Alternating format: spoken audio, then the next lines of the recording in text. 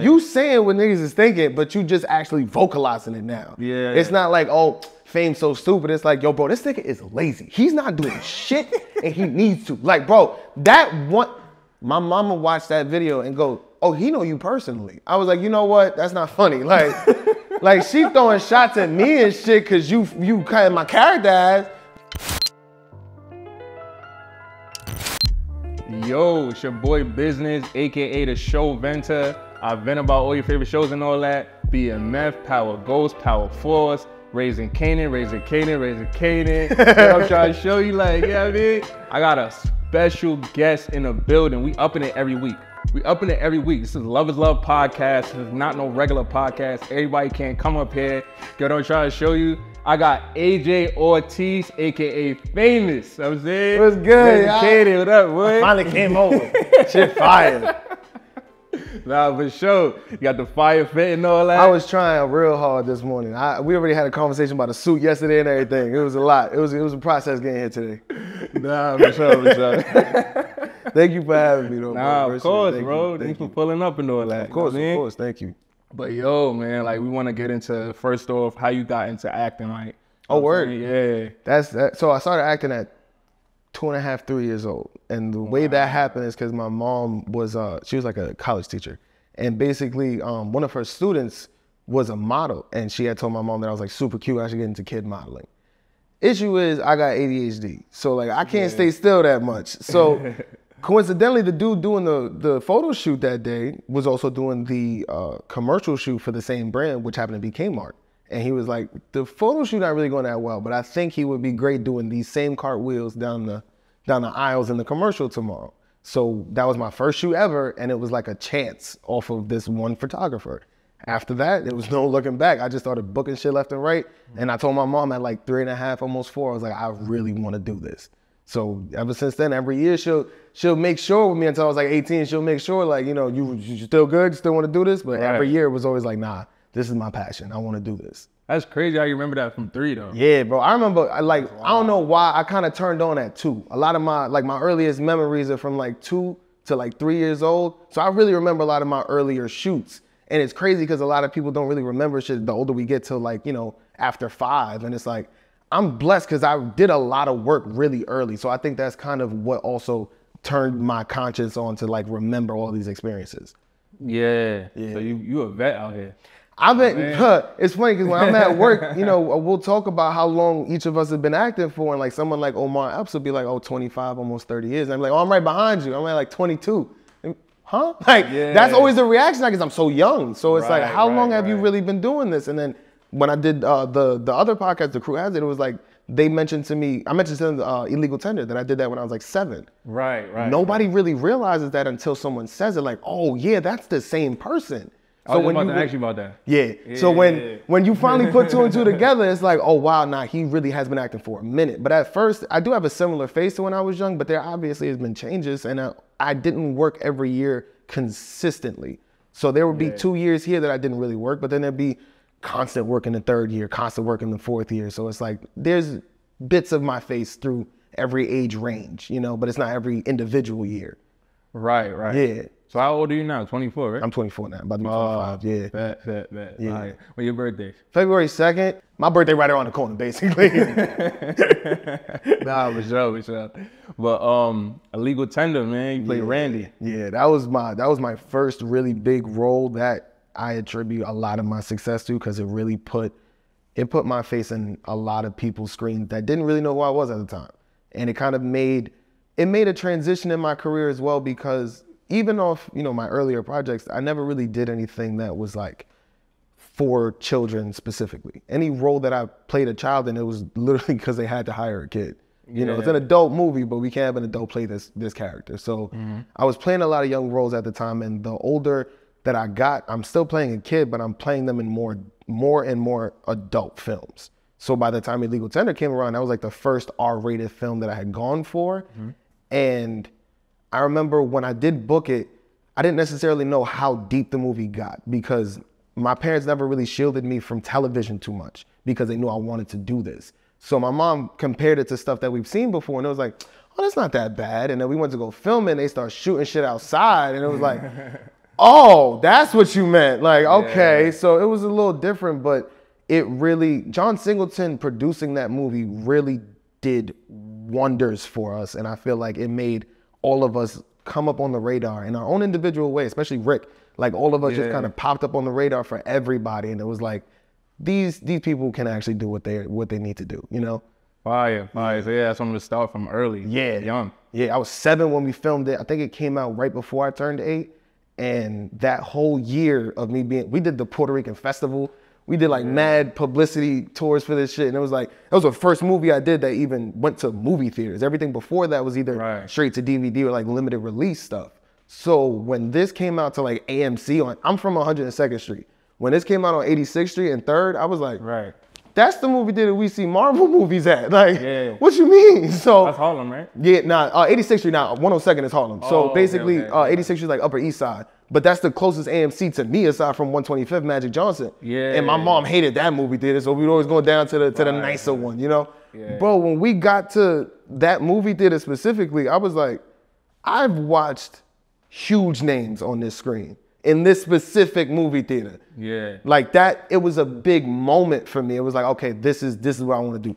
Like I already knew I enjoyed it before, but as an end goal and as something to strive for, it was like, okay, I like making it, but if this is what we're trying to do with it, hell yeah. Like this is it. What? Once I saw my name come up in the credits in the beginning of the movie, that was the first project that I was billed high enough that I came up in the beginning as opposed to just at the end.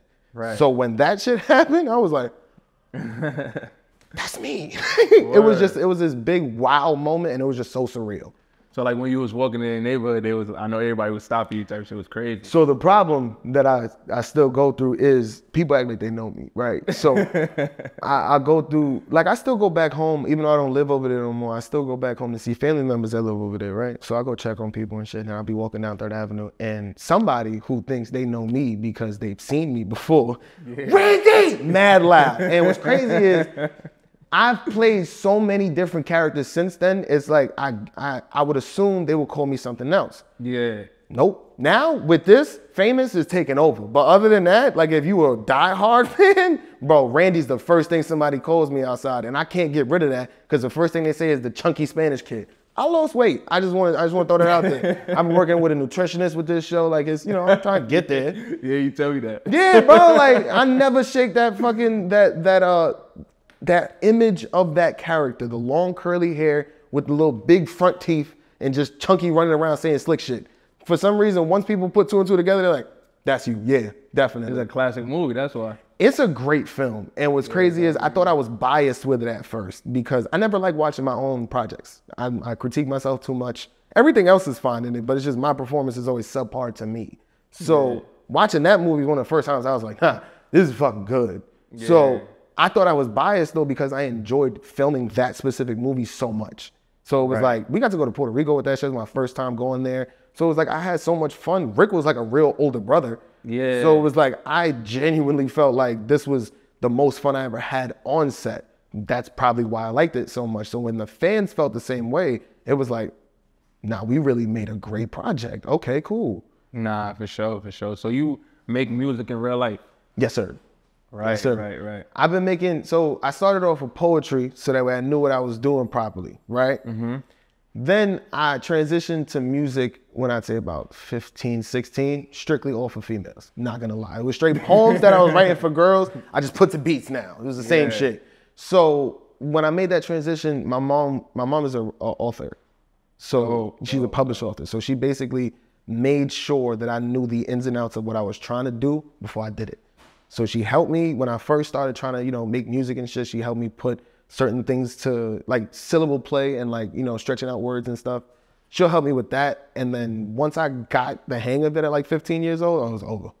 It was over. I was making music out there. I have so much music I didn't put out. It's like, I think I have like 5 albums worth. You gotta put that out. Yeah, bro. I'm sitting on a lot. It's time. It might be because Famous taking over with these bars, so I might have to do this little transition, show you what it's really hitting for, you know what I'm saying? Like, yeah, streets need a body, man. Listen, man, they've been calling for this shit. Streets need a body. Yo, bro, I had so much fun making that song. Oh, I made that song with a guy named Sean C. He's an incredible producer. He's an incredible writer. They showed me the reference track to that song, and I remember thinking to myself, what do y'all need me for? Like, this is already a hit. And he was like, nah, first of all, you say certain shit that's from nowadays. So we need to, make it a little bit more old school, but we need to make it authentic old school. I bet. For some reason, everybody thought that I was like, not well versed as far as 90s music and influential hip hop to what it is today. Yeah.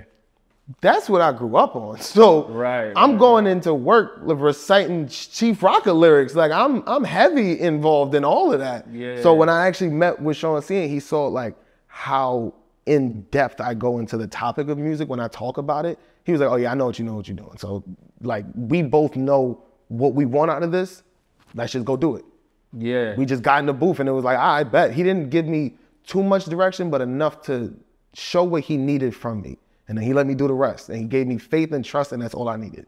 Yeah, I was bumping that today, bro. Word? That's a good fucking song. Haley sings the shit out of that hook, bro. I'm not gonna lie, because I didn't hear her hook on that. It was still the reference track. I did my verse first. When we got her vocals back, I thought I got Whitney vocals back, bro. That shit was crazy.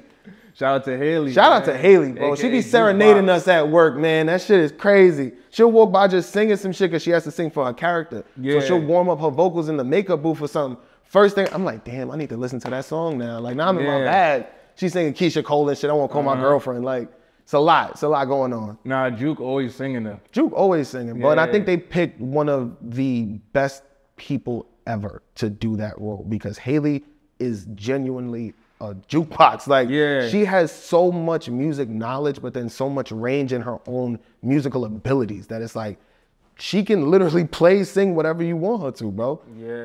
They picked the jukebox to play jukebox. I really believe that. In fact, it seemed like every time she sings, something bad happened after the show. That's a great observation. I can't expand on that, but that is a great observation. That's all I can say about that one. We going crazy.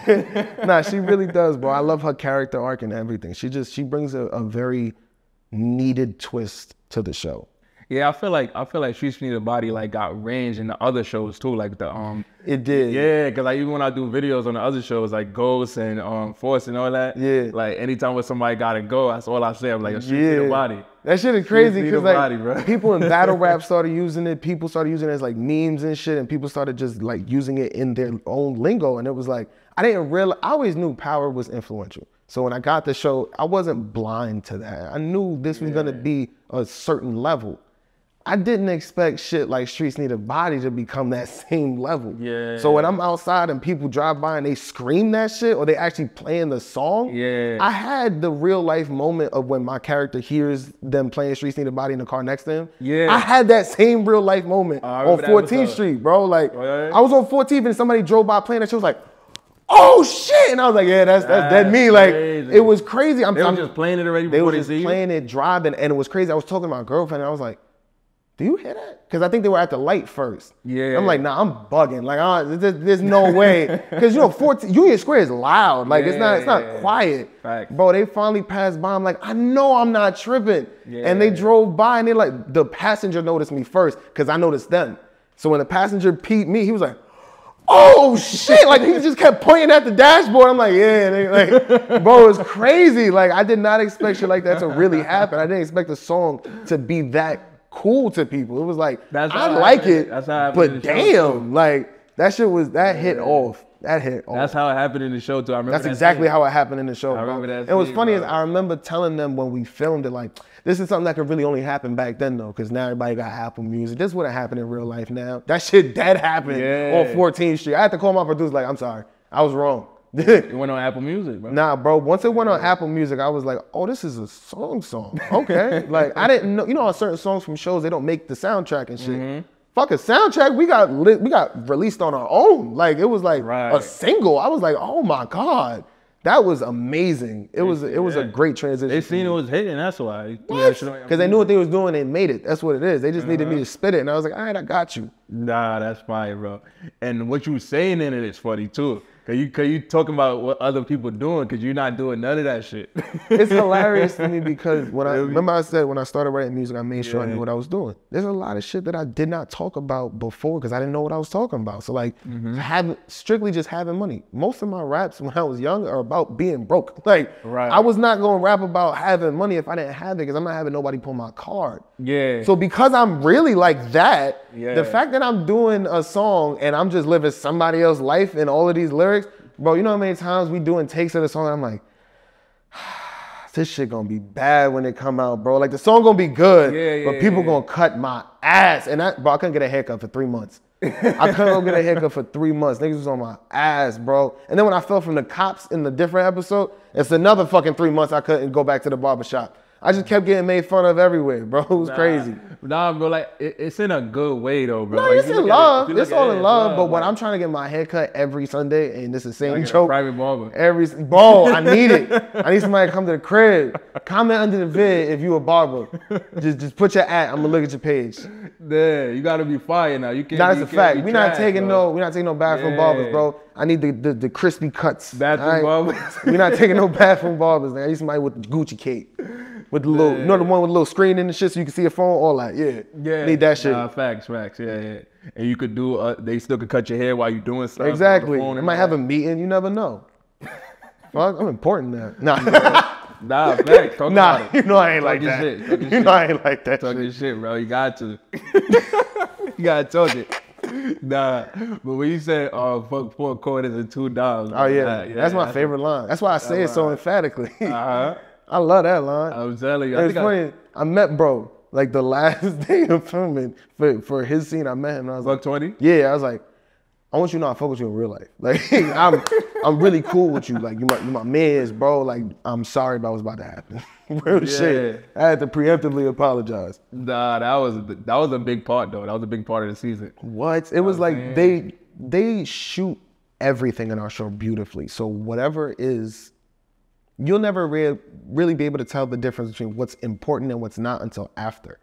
So you'll see a whole scene and not realize that this table is gonna pop up in another scene that's important later until you see that scene. Fine. They shot it to where when you're listening to the song, when I'm performing it, fuck 4 quarters and $2. It's not that serious, you know? Yeah. But they actually make they go to everybody's individual reaction right after that. And then you start realizing, oh, that's what he's talking about. Oh shit, okay. Yeah. So when Kanan's putting it together and getting tight, now so are you. Yeah. They just shoot it so well that everybody has the same reaction at the same time, and it just comes out so beautifully. Now that I'm thinking about it though, like that was season 1, right, when you performed it? Yes, shit? yes. And then that's what everybody was hearing it. Yes. And the whole, like, mad different hoods was in there, like Southside was in there, and they all hearing this shit, like. Everybody hearing it at the same time. And it was crazy is, like I said, they shot it well to the point that you can see my group of people's individual reaction, but then you can also see in the backgrounds, like you said, each click is having a different reaction. Some of them niggas like, yeah, some niggas like, wait, huh? Yeah. What you just said? Like, so everybody is really coming together and forming this big reactor, basically, that Lou sets off once he swings on somebody. Right. So as soon as he says Southside and throws that punch, now everybody's going. Mm-hmm. And it's just this amalgamation of just like emotion and pure tension from one song, and it's amazing. Yeah, that's dope, bro. Yeah. I just thought about something too. Shorty that Kanan was with, she heard the what's the name again? Davina. Davina. Yes. Yeah. Yes. She heard that song and she she knows us well enough to be like, he ain't do none of that shit, so he gotta be talking about you. Yeah. Which that makes me feel bad as a person. Like I just look that weak, but whatever. So this shit I can't complain about at work. I'm gonna complain now. But when we actually did it though, it was like that was another one that nobody really put together until they saw her. And then when they saw her reaction, it was like, oh shit, that's right, that's his baby mom's. Damn, so what is this gonna lead to? You get what I'm saying? So it was always one domino hit another, and it was always at the right time. And she set bro up and all that, and they took the word. That was, yo, bro, this show is amazing. That is one thing I could really say, bro. This show is amazing. Yeah. Raising Kanan had to be. I was saying raising 50. But a lot of people, that's something that happened in season 1. A lot of people thought that this was going to be like a episode version of Get Rich or Die Trying. And I was trying to explain, like, this is raising Kanan. Like, Word. granted, 50 plays Kanan. It's not his upbringing story, though. Yeah. So when a lot of people be like, oh, this is a different part of Queens, or that's not what his mom really did, it's like, yeah. Like, we got a whole team of writers that came up with this. Like, what are you, this is not history. This is fiction. Like, it's a big difference. So once people got the tone of what season 1 was and what every other season was gonna be, that's when the real fans stuck around and was like, oh, nah, okay, that's what's going on. And they got one of the best theme songs too. Yeah.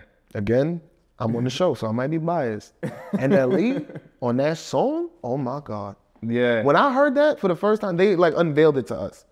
I'm young, so I understand that a lot of the other people on the show may not even know who he was at the time. I mean the sample. Yeah, like when they unveiled it to us, bro.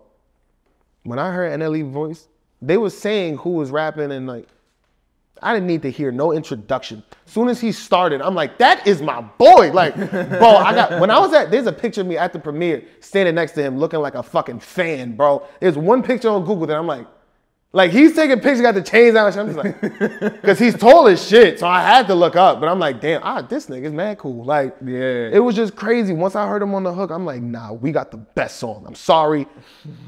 Original Powers theme song is iconic. But as far as how lit that song is, we got it, bro. I'm sorry. That is crazy. That is crazy, bro. Nobody expected that. Nah, for sure. It's a 90s show. You wouldn't expect a nowadays artist to really body that type of song like that. Yeah. So what encouraged you to keep going? Because like you got like, you know what I'm saying, you started from you was like 2, and then you said like stuff would be on and off and all that, and now you're 24, so yeah, like you was, you know what I'm saying? One of the main things that I felt kept me going was like a lot of people that were successful, that were older, they always told me like the best job you can ever have is something that you love doing, so it doesn't feel like a job. I was always told that you don't get blessed with that early on. A lot of people have to go through a lot of shitty jobs, a lot of shitty careers even, before they find what they really want to do and what they're good at in the same place. The fact that I was able to find that so early on and know that that was one of those places, I didn't want to, at first it was like, I don't want to take a chance on something else and it's not the same effect. Because I don't want to go, let's say, to music and I hate it, but I'm kind of good at it, so I'm trying to see what happens. I know I like this and I know I'm good at it. So I want to focus on this and see what this brings. Once I got to a point where like my first time having a 2-year gap of not working was the first time I ever contemplated quitting. And it was never, because at the time I was like 8, 9, so it still wasn't a financial thing. It was always like, if I'm not working, what was the point of this? I don't want to be paying SAG after dues every 6 months and I'm not even going on auditions. Like, what is this about? So when I started feeling like I was always going to be looked at as one specific character, and that's why I wasn't getting any, auditions or any roles, because if you play a specific character, you have that character for 5 years, that character runs dry after that. Now you got to come up with something new. You got to come up with something better. Your character winds up becoming from a B character, like the funny guy, to now he's a C character because he's not as funny as the other guy. You get what I'm saying? Right. So when we got to that point of I was getting pigeonholed, that's what that's called. When I got pigeonholed into certain characters, like the funny fat friend, I made a decision and I was like, do I want to just quit all around or do I want to just change my image? So I lost 65 pounds and shaved my head.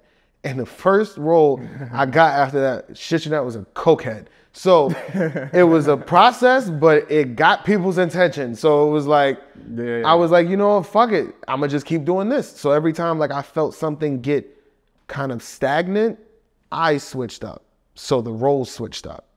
And you kept going. Just kept going like that, bro. Yeah, bro. That's how I stayed relevant long enough to be able to like book shit in each 5-year gap. It's not every year, but in each 5-year transition of like cool thing to cool thing, I'm in at least 2 projects. So I'm pretty happy about that. That's, yeah. Shit, bro. That's it. Keep going, man. You know what I'm saying? Like, why we talking about that? Have to. The brand, see what I'm wearing.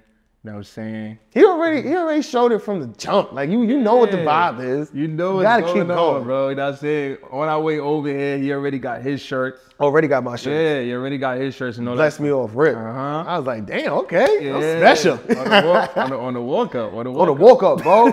On the walk. He's like, nah, this you. I didn't know what was going on, bro. Honestly. That shit was cool. I was like, I got a gift already. Damn, let's see when I leave. Like Nah, back, bro.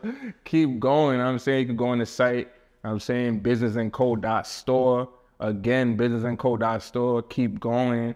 It's gonna be on your favorite celebrities and all that. It's already on your favorite celebrities already. It's already going crazy. It's gonna be global. It's gonna be the biggest shit out. I'm saying, go tap in. I have a question for you real quick, because what you just said. How big is manifestation in your field? Because manifestation in my field is fucking huge. I gotta speak these roles into existence.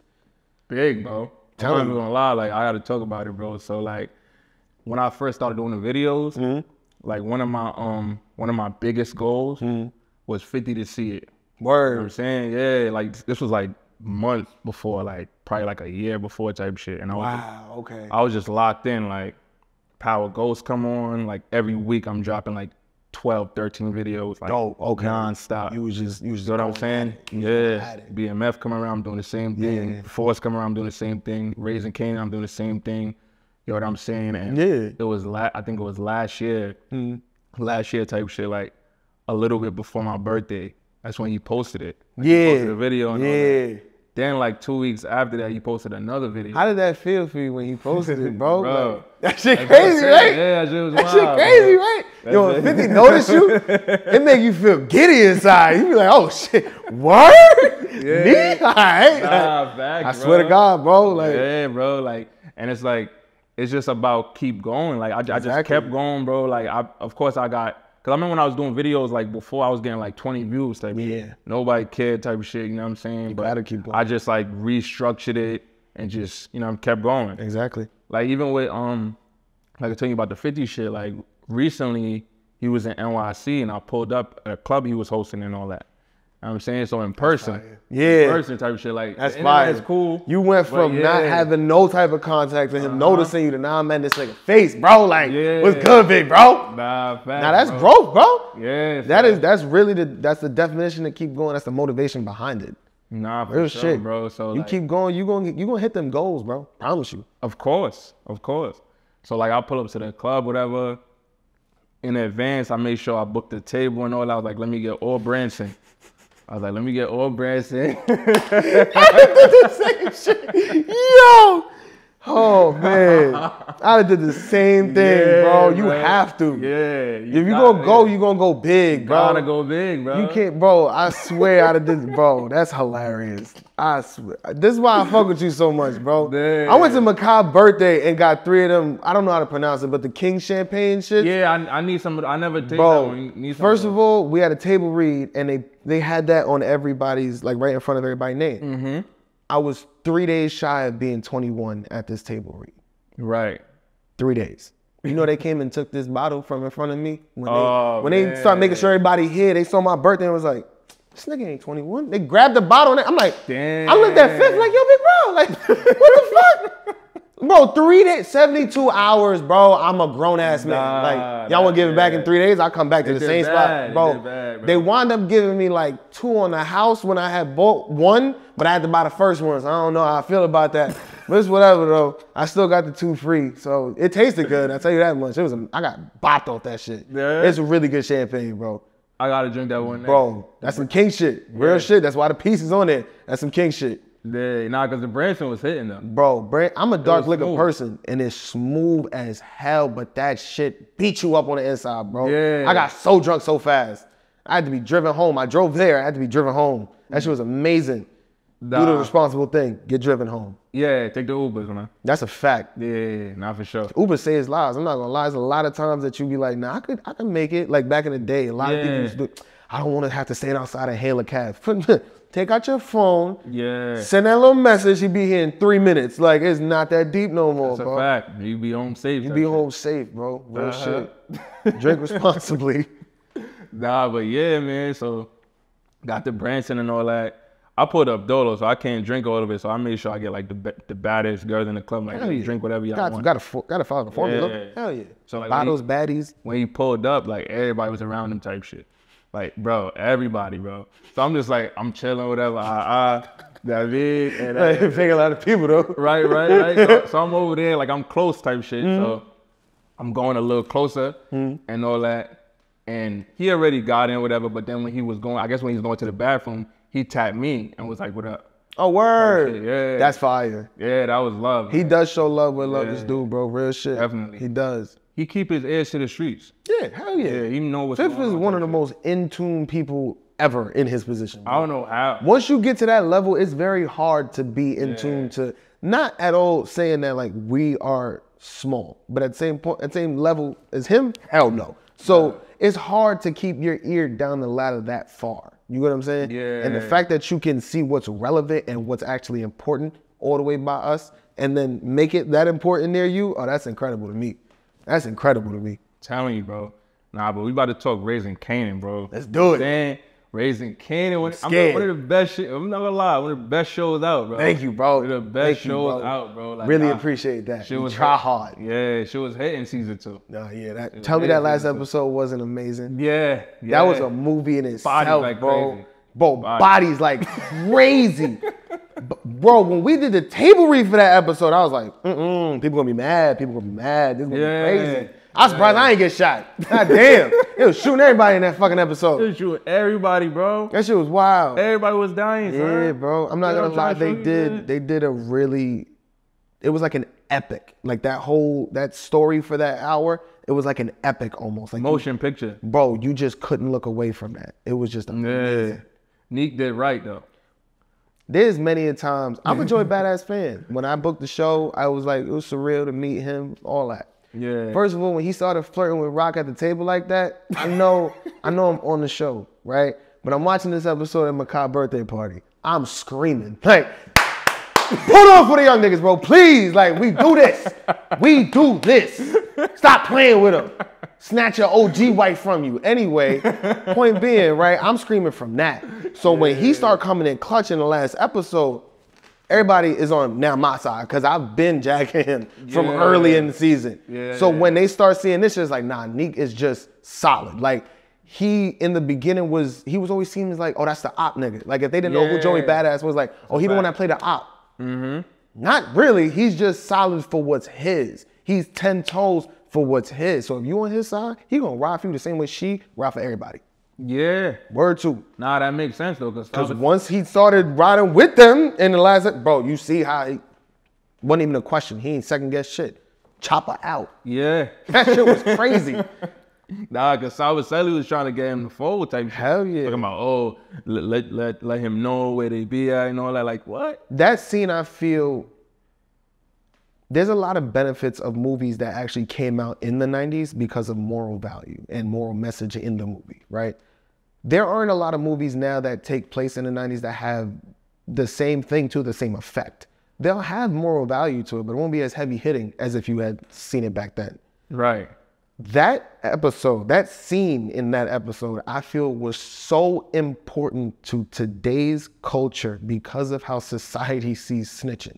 Period. Yeah. There's always some sort of, we ain't gonna name nobody, but there's always some sort of justification to snitching. So my point being, nowadays, everybody got a reason, a rhyme, or something.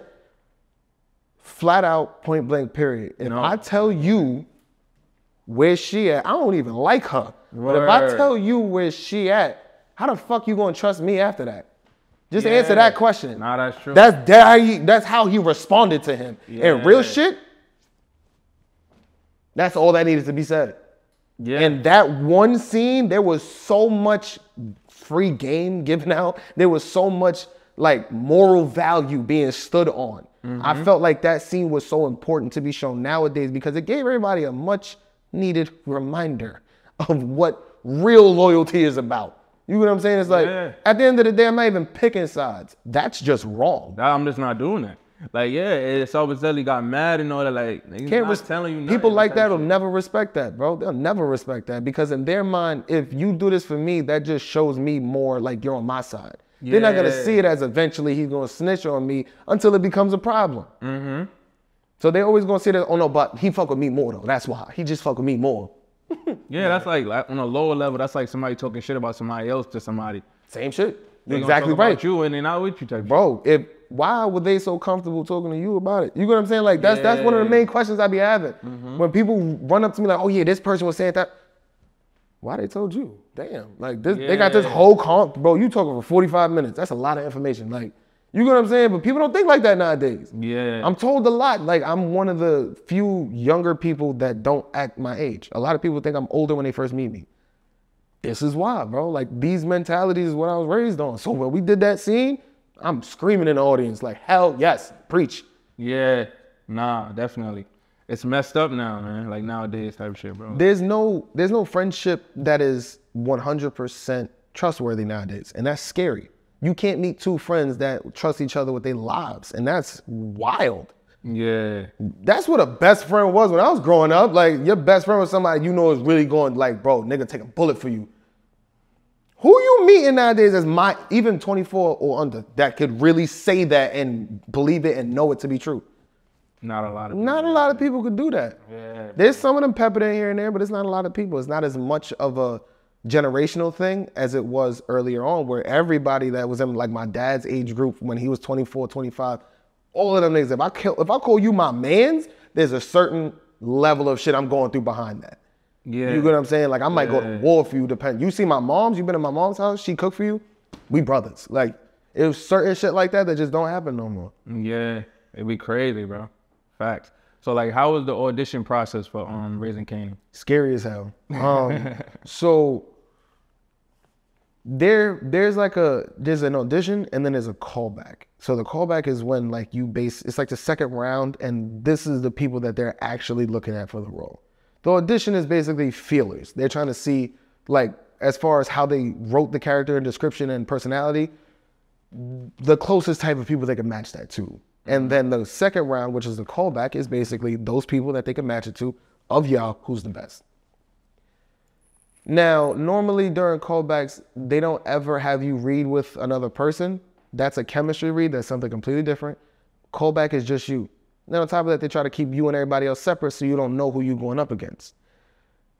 They put me 15 minutes after the dude I was going against, and it was just us two. And that was crazy for a callback. It never goes from 1,000 kids to just two. Yeah. So the fact that happened was already wild. But then being 15 minutes after each other, it was like, that I've never met anybody else that I had to go up against type shit, because they don't want you to have that sense of like, okay, I can see this about him, so I'm good. You know what I'm saying? They want it to be scary as possible, so you do your best.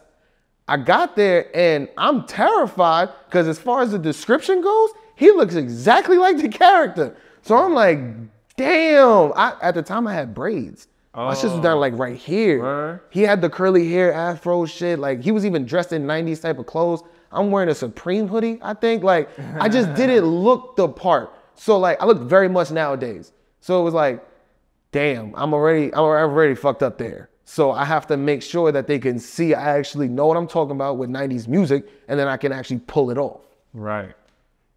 I get there, and mainly not just him, there was a dad there that was obviously not his dad. So I'm like, who the fuck is that? That was Makai's dad. I didn't know Makai was there doing the fucking chemistry with everybody. So when I walk in, they're like, yeah, he's playing the main character. Scared the shit out of me off rip. Because now we got Sasha Penn, we got Rob Hardy, we have Bart Weinrich, we have producers and showrunners. Shout out to them. Shout out to, bro, y'all some scary ass people, but shout out to y'all for hiring me. I love y'all to death, y'all know that. Point being, I'm there and I'm meeting them all for the first time. Rob was the talker of the group, but you can tell that Bart and Sasha were paying attention to everything just like Rob. They were looking for facial twitches. So it was like, I'm terrified. I lost all track of the lines. Yeah. So real shit, the first 15 minutes of my audition is just talking to Makai and like trying to become, more acquainted with him.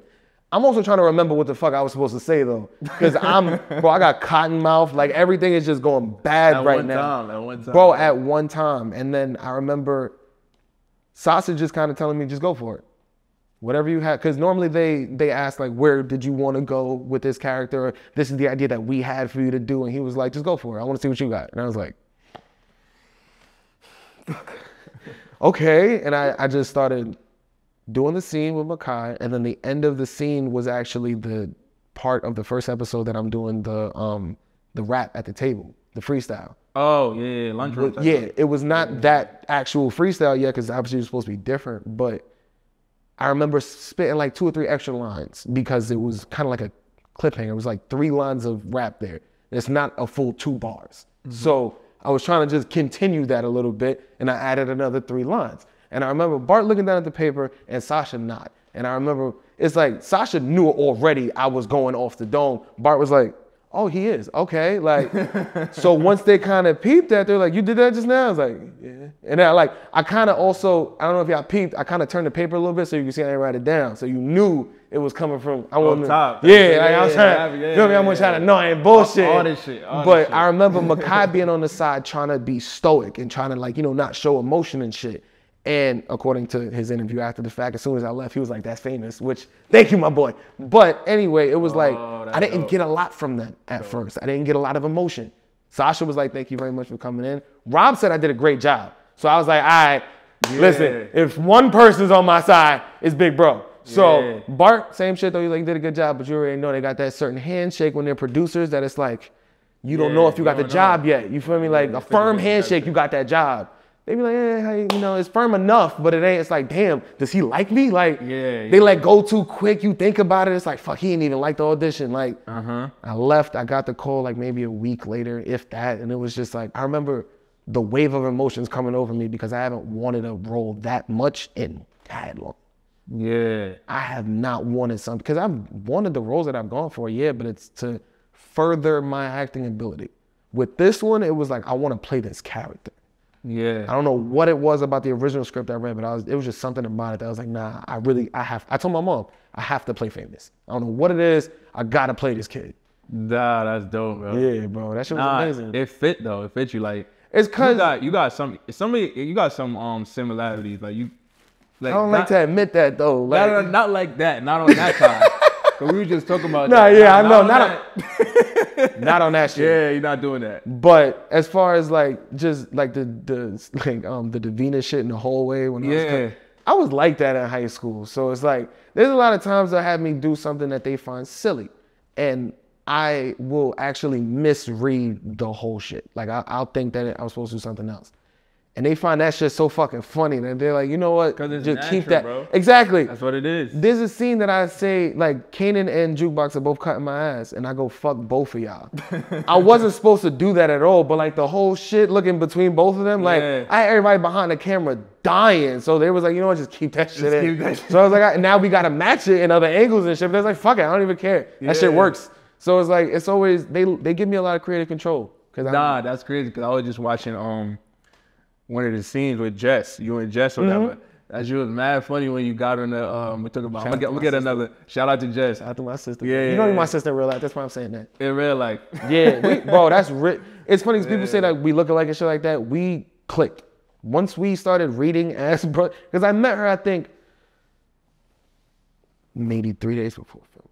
Oh, wow. I met Nat like 3 days before filming. And then, see, I don't even call her by her whole name. That's Nat. Like, that's my sister. Like, we clicked, and it was like, as soon as I met her, I was like, it was like I already knew you kind of vibe. It was like, I know it gets her tight. I could tell like where her line is of the amount of bullshit she willing to deal with. Like, I could tell what type of nigga she go out with, all of that. Like, bro, I'm like, yeah, nah, this is like my sister, bro. All right. And then we actually started filming. And day by day, I got to the point that I was the annoying little brother to her. And I would come to her with my fucking problems, venting about what's going on at home and shit. She'd be like, what happened now?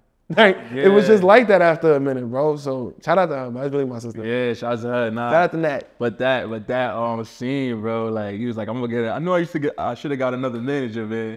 Like, yo.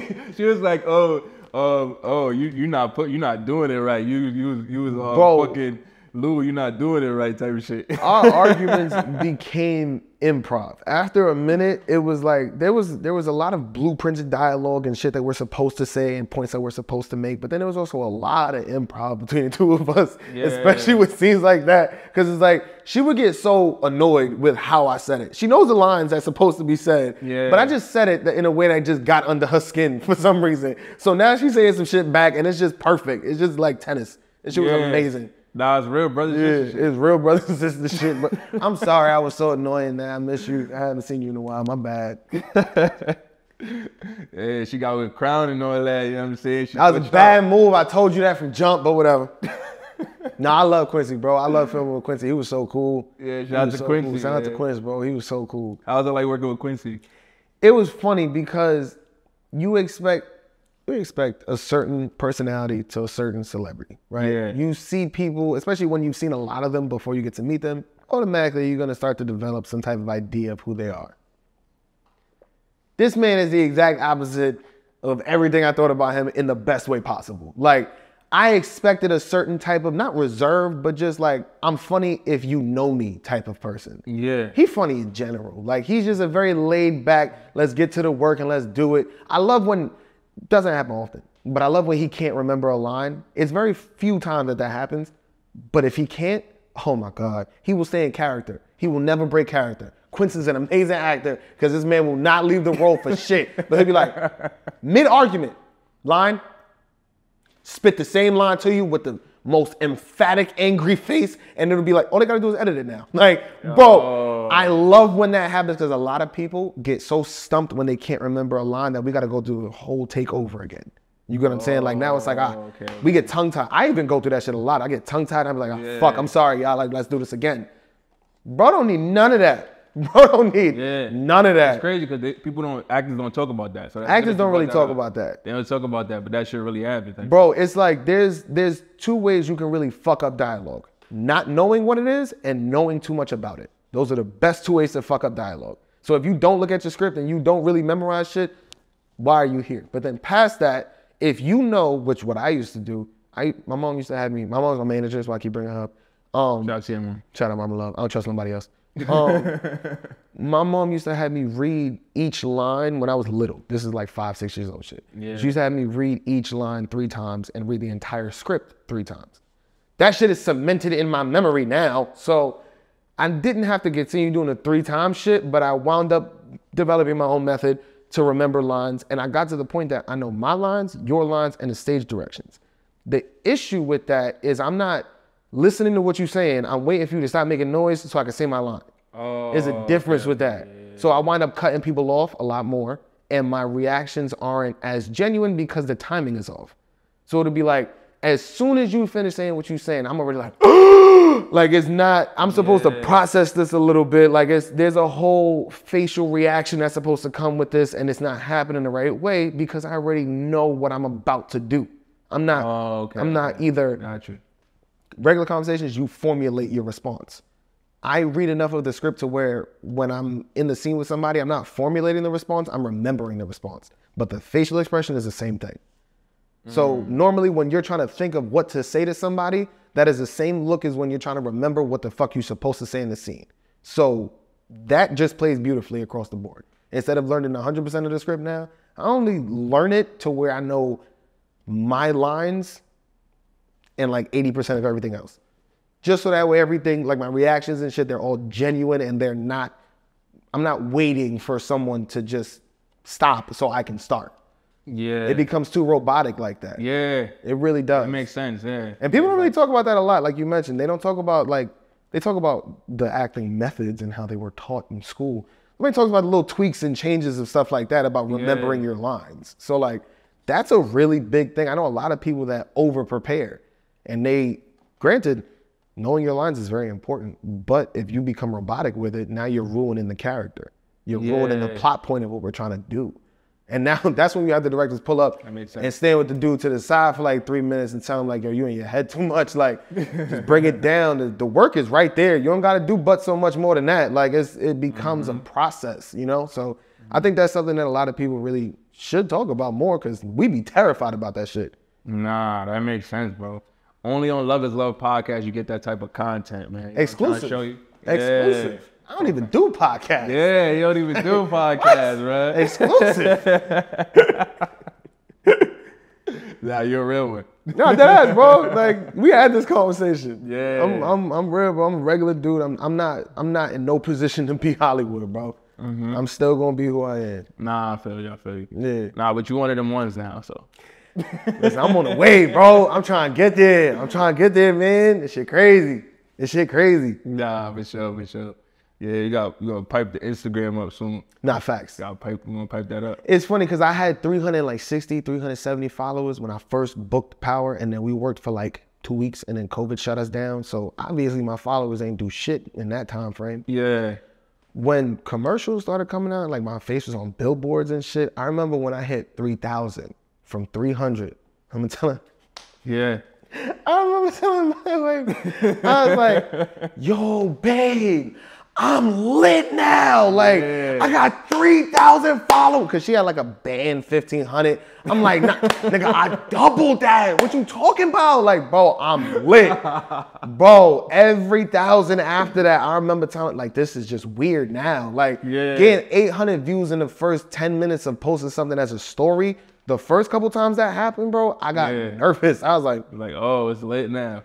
Tough. Bro, before I had no problem posting where I was at. Like if I was at a cookout, shit like that. I've been stopped doing that, bro. Hard to. And then when it's like, when I take a selfie, but like if my girlfriend thinks it's a little too identifying by the buildings, don't post that yet. Like real shit, bro. I got the right people around me to keep me from doing shit like that. That's good, bro. That's real important, bro. I don't even post locations, bro. Like if I'm going I had to stop post doing locations. I had to stop doing that shit. Yeah, like I don't even, cause it should be crazy out here. But people love, and I know this happens to you too, people love asking you to promote shit. So like when you go somewhere, like, oh, can you take a pic in front of the sign? Or can you do this? And it's like, yeah, but wait 15 minutes to post that. Let me get my Uber first. Like, you know what I'm saying? It's like, you wind up having to have that conversation with somebody now. So That's smart. Yeah, bro. That's what I just started doing when I was like, especially when I started doing like club appearances and shit. It was like, we could take all the pictures you want.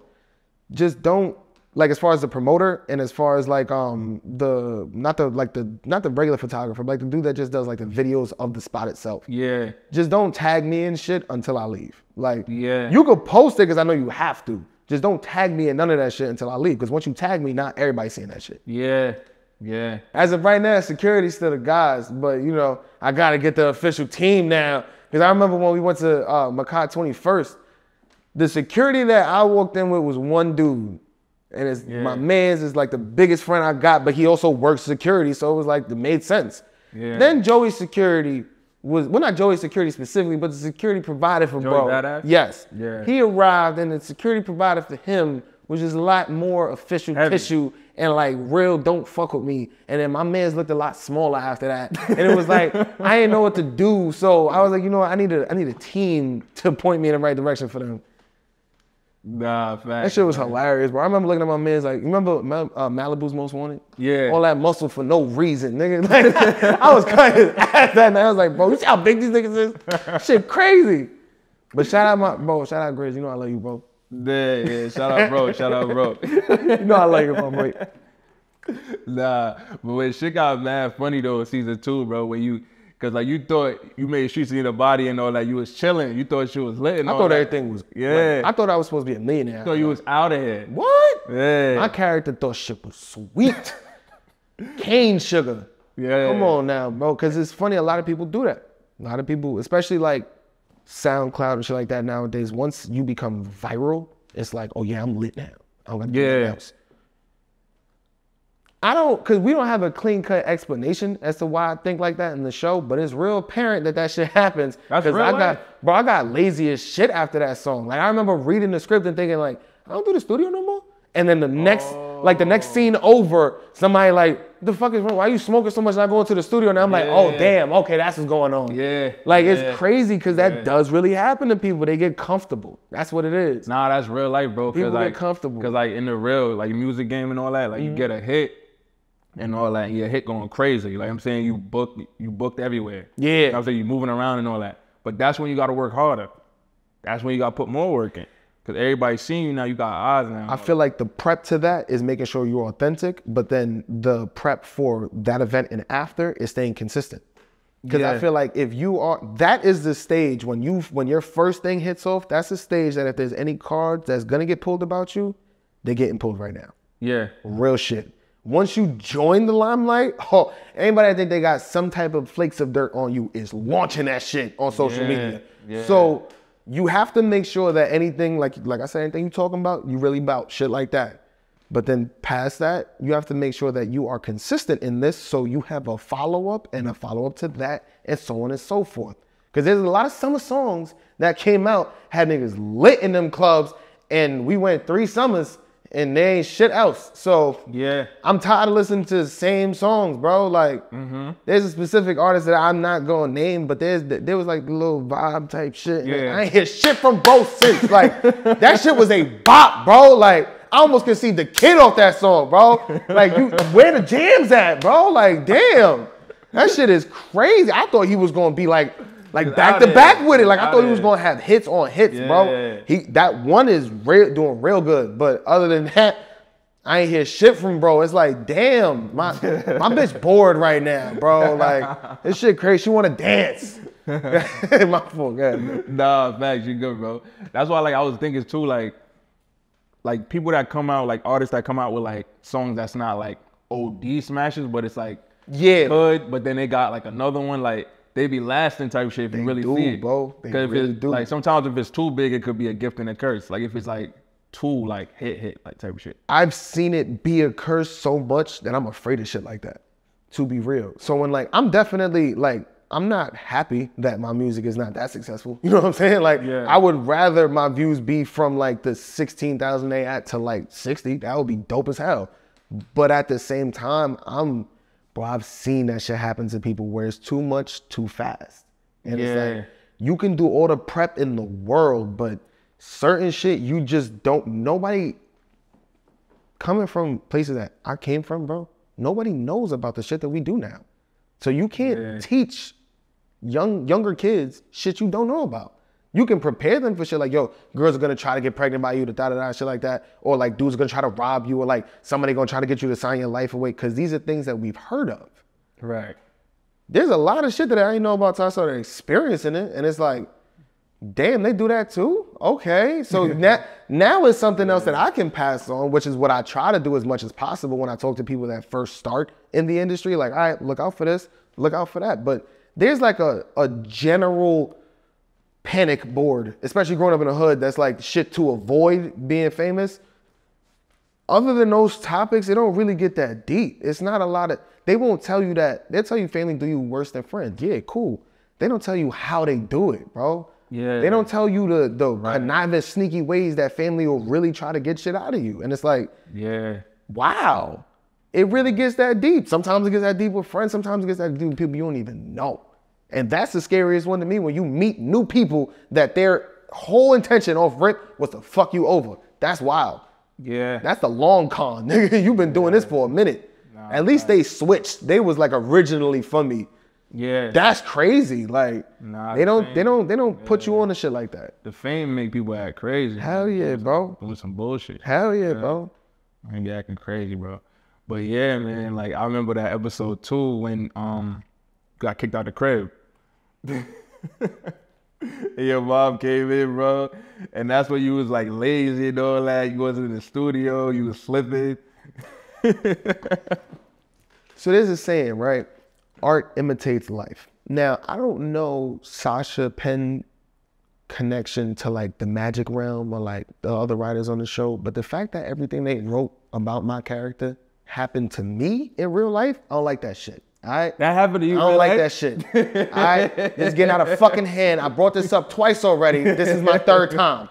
Bro, I get kicked out my mom's house in the show, right? Now, my mom of love did not kick me out. I'm not gonna say that, but she definitely was like, nigga, you getting a little up there. Like, what's going on? You're a little old now. You making bread, nigga. Like, I get it. You don't gotta go through much here, and I'm never gonna kick you out. You can live here as long as you want, but I'm just saying, you don't want your own space, nigga. Like, you know, you don't want to be mean to somebody, but you just kind of want them to leave. So like, it's about that time type shit. You know what I'm saying? Like, I'm tired. You know what I'm saying? Like, I'm about to go to sleep. That's the type of vibe my mom was on. I was like, you know what? I'm gonna get my own spot. I got you, ma. And then right after that, I get kicked out of my own spot in the fucking show.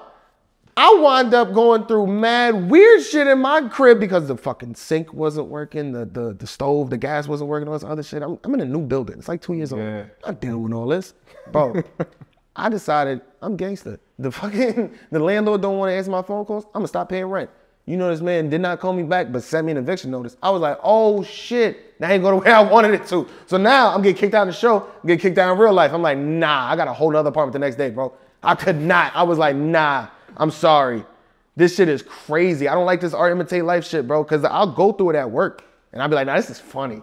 Then I'll go through it at home and be like, this is real life, like, damn. I'm tight. I'm fucking tight, bro. When that transition happened where I left my mom's house, granted, like in the show, I just got kicked out. It wasn't that same transition, but it was weird because that was the first thing that it was kind of similar. So I was like, all right, that's funny. And then right after that, I get kicked out the show. I get kicked out of my apartment in the show.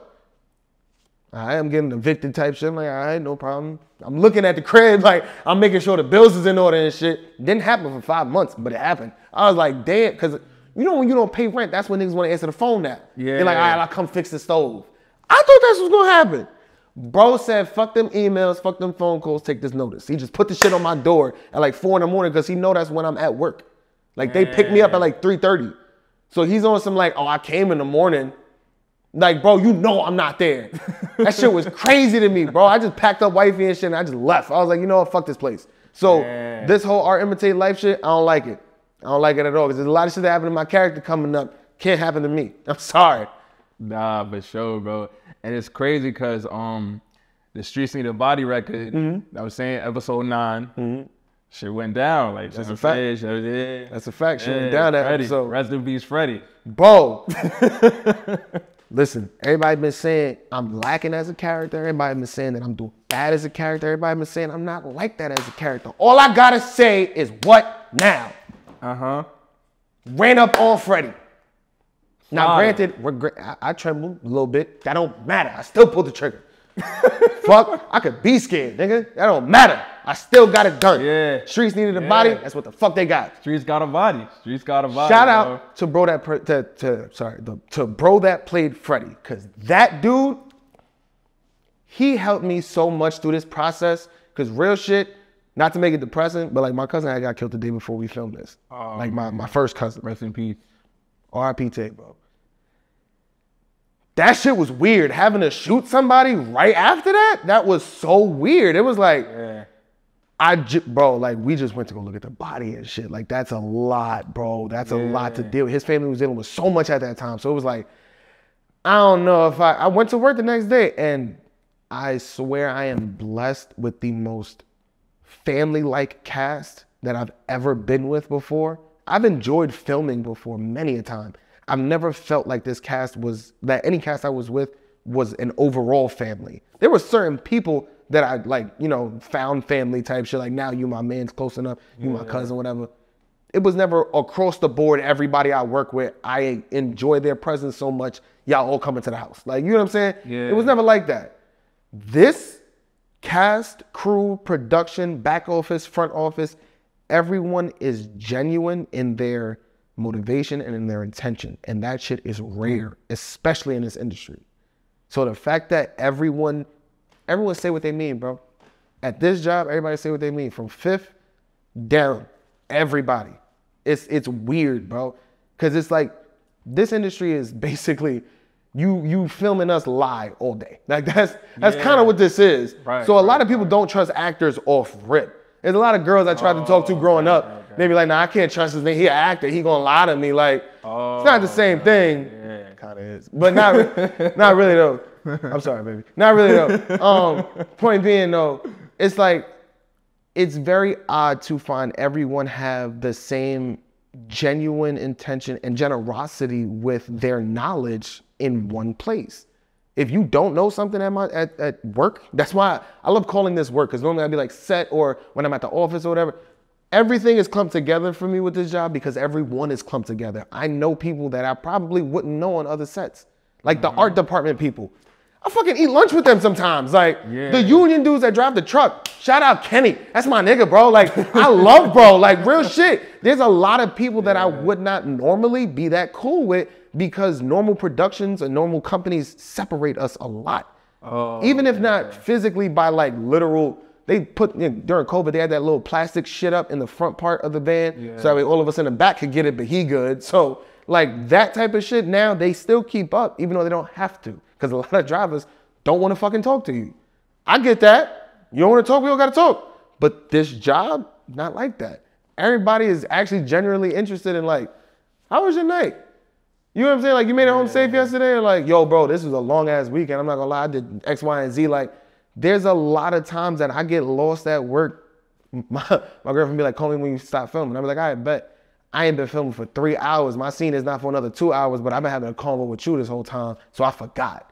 That shit doesn't normally happen at work, and here it is so tightly knit, and everybody depends on each other and know that they can. It's incredible, bro. It's incredible. What?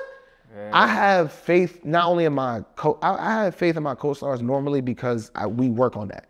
You feel me? Like I want to make sure that I got you in a scene. I got to know the same.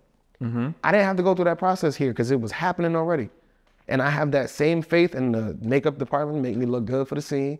I got the same faith in the barber to make me not look like a dickhead. Like I got the same faith I got the same faith in the cinematographer because I know he's gonna get the best angles to make this look the best way possible. Yeah. I got faith in everybody at work. I love this place. Nah, for sure, man. Shout out to the whole Raising Kanan cast, you know what I'm saying? From the tip top down, y'all know y'all all family, bro. Y'all all coming to the wedding. We just gotta make my side a hell of a lot bigger than wifey's side, so it's gonna go far back. I'm telling you, bro, I got like 900 invitations, like written, like mental, bro. It's a lot of motherfuckers, bro. And then you got the plus ones in the family, because Makai got to bring Mama Love. Like it's just so many people that they got to bring extra. Nigga, it's gonna be a TMZ event. Watch. Nah, facts, bro. But yeah, man, I appreciate you for coming through, bro. Like, of course, bro. Show love and all that. Love is love. Love is love. You like I did that. Yeah. You like I did that. Nah, this is a lit podcast, bro. This is a lit dude right here. I'm not gonna lie. You and I have the most organic relationship between podcast and like interviewee ever. Crazy. Real shit. I saw his videos on Instagram. I felt like he was actually saying shit that I not only agree with, but like it went with the whole vibe of the show and the vibe of the reaction of the people. Like I felt like your reactions to my episodes and the shit that I was doing in the episodes was the comments I was getting under the posts. You get what I'm saying? Like, you saying what niggas is thinking, but you just actually vocalizing it now. Yeah. It's not like, oh, Fame's so stupid. It's like, yo, bro, this nigga is lazy. He's not doing shit, and he needs to. Like, bro, my mama watched that video and go, oh, he know you personally. I was like, you know what? That's not funny. Like, like she throwing shots at me and shit because you kind of my character ass. But I'm saying, like, I'm really like him at some points. Yeah. So she's like, oh, nah, he know you for real. He saw your room. That's why. I'm like, nah, that's fucked up. So, you know, I just feel like as far as, like, how we actually got to know each other, how I got to meet you, I just hit him up on the gram, bro. Real shit. I think I reposted your video and you responded to that. Yeah. And then from there, we just started talking. That's a fact, bro. That is the most organic way I've ever met anybody that wanted to interview me, because everybody else hits me up via email or goes through my agents and it's like, can we set something up for the day? And then I get to know them during this conversation. Yeah. I got to know you well before this. Yeah, we was on the phone for like an hour. Bro, we was dead on the phone for like at like the 38-minute mark, I had put my phone on speaker so I could start, I put a Pop-Tart in the thing, in the little toaster. This, you know, you on the phone just doing stupid shit. Yeah. So like when I put the Pop-Tart in and I go to grab the phone, like, I've been on the phone with this nigga 40 minutes. Like it wasn't a problem. It was just like, I'm talking to this man like it's my bestie. Like what the fuck going on? I was like, damn. All right, so I knew the interview was gonna go like this. Oh. Once we hit like 40 minutes on the phone, I was like, yeah. This is how the callback went with Kai. This is just the authentic shit that I was talking about. It's just natural, bro. It's just natural. Facts, bro. You gotta be like this to be able to like, it's real, recognize real type shit. You gotta be like this to be able to meet people like this. Straight up, yeah. Real shit. That's it, bro. You gotta be authentic to get authentic back. Yeah, you can't be fake, you're gonna get fake back. And when you don't find authentic, you just keep going. Oh, I keep doing it. I keep doing it. Damn. You got it. You like that one? You like that one? All right, cool. Listen, as long as I served the purpose today. You hit, bro. Thank you, bro. Nah, bro, definitely, bro. So just plug yourself, you know what I'm saying? Tell everybody where to find you at. My Instagram about to go up. Yeah. Instagram about to go up. Instagram about to go up. I'm not gonna lie. We drop these clips and all that. We're gonna do the collab. This shit gonna be crazy, bro. We gonna be everywhere on all the reels, on all the fucking posts. Niggas gonna be tagging you, they're gonna be tagging me, it's gonna be Instagram stories, everybody gonna be sharing the shit. There's gonna be a lot going on. You're gonna see love is love in my face everywhere. So just expect that next coming days. Point being though, my Instagram is AJ Ortiz. My Facebook is the same, even though I don't be on that. So if you really want to like try to hit me on Instagram. Basically, Power got your boy. As far as like anything aside from that, straight music. That is the main thing that I've been trying to focus on right now. When I do have the free time from work, I'm honing in on the music. Yeah, tap in, bro. I've developed a whole new, I learned how to do something different with my own voice. And it was like, oh shit, it's like learning a trick. So now I'm implementing all of that and I got a lot of music I'm trying to put out. Hard. Yes, sir. Bro. Yes, yeah. sir. So you already know what I'm saying. Instagram business moving. I'm saying Twitter business moving. TikTok business is moving. YouTube business moving. Love is Love podcast. Everybody can't come up here. You know what I'm saying? Everybody can't come up here. Everybody can't come up here. I'm right here. Yeah. I made it. What are we talking about? New York shit. Right? Yeah, New York shit. New York shit. That ass. Nah, but we still fuck with y'all that's not from here though. I don't want y'all to think that it's not just New York. Yeah. You fuck with everybody. We want all the support. Love is love. Love is love.